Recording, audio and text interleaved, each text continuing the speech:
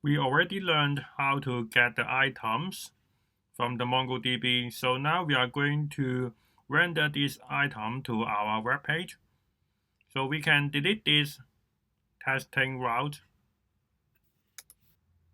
and then we copy this and paste it under the /.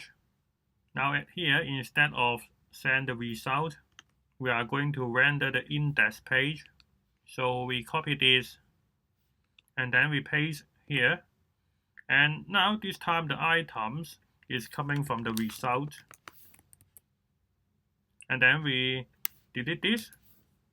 And also, instead of generate the items here, we are going to redirect to get items. Now if we go to the web page and go to the first page, now you can see the phone and computer displayed correctly here.